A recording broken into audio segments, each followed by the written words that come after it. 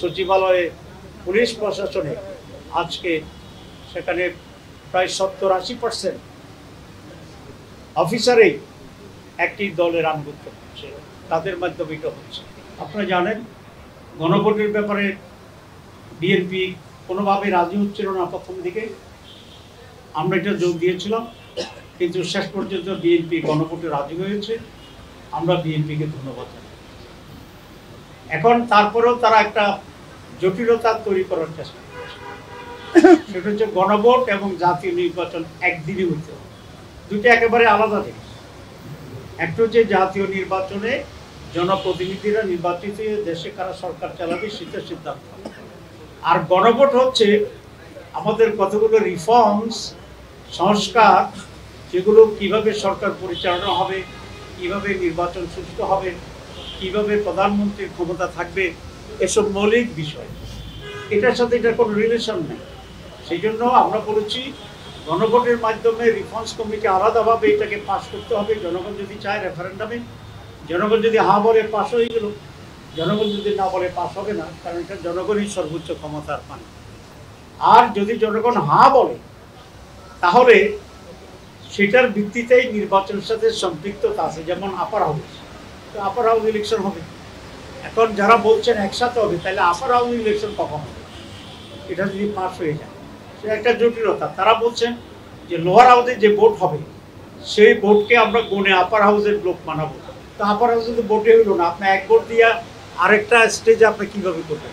এটা আইনগত বৈধ নয়।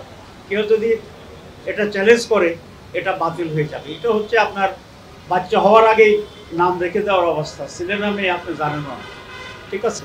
তো ততক্ষণ পর্যন্ত তো আপনার আপার হাউস হইলই না ভোট পর্যন্ত, তো আপনি কাকে ভোট দিবেন আপার হাউস? সেই জন্য এগুলো একটা, আবার যেহেতু তারা গণভোট চায় নাই, জনগণের চাপে সেন্টিমেন্ট দেখে তারা রাজি হয়েছে, কিন্তু প্যাঁচ একটা লাগাই রাখছে। আবার আমরা বলে আসছি যে কোনো প্যাঁচ ট্যাঁচ এখানে আমরা বুঝি না। সহজ সরলভাবে গণভোট আগে হইতে হবে, আলাদা বিষয়। এটা যদি হয় এর ভিত্তিতে নির্বাচন, এটা যদি না হয় এটা মাইনাস করে নির্বাচন, খুব সোজা জিনিস। এখন প্রশ্ন তুলেছে তারা যে সময় আছে কিনা। সময় আছে, আপনারা জানেন 2টা গণভোট হয়েছে বাংলাদেশে, 3টা হয়েছে। এর মধ্যে একটা হয়েছে 21 দিনের ব্যবধানে, একটা হচ্ছে 17 দিনের ব্যবধানে। আমরা বলেছি নভেম্বরের লাস্টে গণভোট করেন, প্রায় 1 মাসের বেশি সময় আছে। তারপরে আরও 2.5 মাস থাকবে জাতীয় নির্বাচন। সুতরাং এখানে সময়ের কোনো সমস্যা না। হিরন আরও মিনারেল ওয়াটার মাত্র 50 পয়সায় প্রতি লিটার। প্রশ্ন তো রয়েছে অনেক খরচ হবে না, অনেক খরচ হবে না। কারণ আমরা যে বাক্স কিনবো 2টা নির্বাচনের জন্য কিনবো, আমরা যে মেশিনারিজ কিনবো সব 2টার জন্য কিনবো। এখানে শুধু খালি ছোট একটা কাগজ আর যাতায়াত ভাড়া, এই কয়েকটি হবে। তো জাতীয় স্বার্থের জন্য যেভাবে কোটি কোটি টাকা আমরা নির্বাচন করি, কেউ যদি এটা বলে যে নির্বাচন দরকার নাই কারণ এখানে প্রায় 1000 কোটি টাকা খরচ হয়, তো এটা কি যুক্তিগ্রাহ্য হবে? হবে না।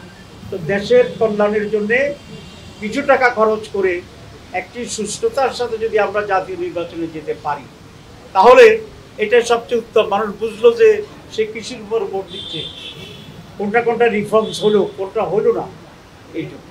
3 নম্বর প্রশ্ন জটিলতা তৈরি করছে যে পয়েন্টস অফ ডিসেন্ট, যেটা নোট অফ ডিসেন্ট, তো নোট অফ ডিসেন্স বা পয়েন্ট অফ ডিসেন্ট যেটা আছে, এটা রেফারেন্ডার কোনো সাবজেক্ট হতে পারে না। যেমন আমরা 31টি দল আলোচনা করেছি, 29টি আমরা একমত হয়েছি, সেটাই তো সিদ্ধান্ত হয়েছে। 2 দল বলছে আমরা মানি না, তাহলে সিদ্ধান্ত তো হয়েছে একটা, আপনার সিদ্ধান্তের সাথে দ্বিমত, এটাই তো নোট অফ ডিসেন্ট। তো যেটার সিদ্ধান্ত এটার উপরে রেফারেন্ডাম হবে। একটা দল মানি না, 2টা দল মানি না, এটার উপর তো রেফারেন্ডাম হতে পারে না। তাহলে 31টা দলের 31টা নোট অফ ডিসেন্ট আছে, তো সেগুলো কি ওইভাবে হবে? সেটা হতে পারে না। এগুলো একটা জটিলতা তৈরির একটা প্রক্রিয়া।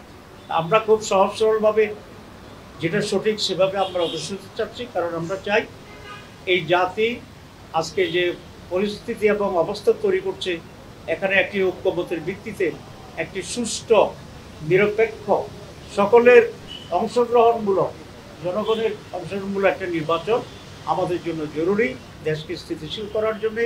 এই জন্য কোনো ধরনের জটিলতা তৈরি না করে আমরা সবাই মিলে যেন ফেব্রুয়ারিতে একটা আনন্দপূর্ণ নির্বাচনে যেতে পারি, সেইভাবে আচরণের জন্যই আমি সকল রাজনৈতিক দলের প্রতি আমি আহ্বান জানাচ্ছি। আমরা 3 নম্বর যে অংশটি আমরা বলেছি সেটা হচ্ছে, আপনারা জানেন ইলেকশন কমিশনে, সচিবালয়ে, পুলিশ প্রশাসনে আজকে সেখানে প্রায় 70-80% অফিসারেই একটি দলের আনুগত্য করছে, তাদের মাধ্যমে এটা হচ্ছে। আমরা গেলে তারা বলে যে প্রচণ্ড চাপ, তো চাপ কোত্থেকে? একটি দল থেকে আসছে তারা বলেছে, এবং পুলিশে একই অবস্থা আছে। তারপরে আপনার আজকে আমি বলেছিলাম যে আমাদের ওই যে প্রসিকিউটর যারা হয় ওখানে পিপিএফ 80% হচ্ছে একটি বিশেষ দলের। অবশ্য ওনাদের কেউ বলেছেন যে না, এটা 80 না 65, তো 65ও যদি হয় তো তাইলে তো অনেক বেশি হয়ে গেল। একটা দল 65 আর বাংলাদেশ 35, সারা বাংলাদেশ। তো এই যে ইমব্যালেন্সটা হয়ে আছে, আমরা বলেছি আপনি কেয়ারটেকার গভর্নমেন্টের মতো আছেন, নিরপেক্ষ সরকার, আপনি এটাকে লেভেল প্লেইং ফিল্ড করেন, সকলের জন্য সমতল ভূমি তৈরি করেন, এবং নির্বাচনের আগে আপনি যেখানে যেখানে রদবদল করা দরকার আপনি রদবদল করেন। এবং সেক্ষেত্রে উনি আমাদেরকে বলেছে উনি নিজে তত্ত্বাবধান করবেন এবং লটারি সিস্টেমে উনি পোস্টিং ঠিক করবেন। তো আমরা বলেছি আমাদের কোনো আপত্তি নেই।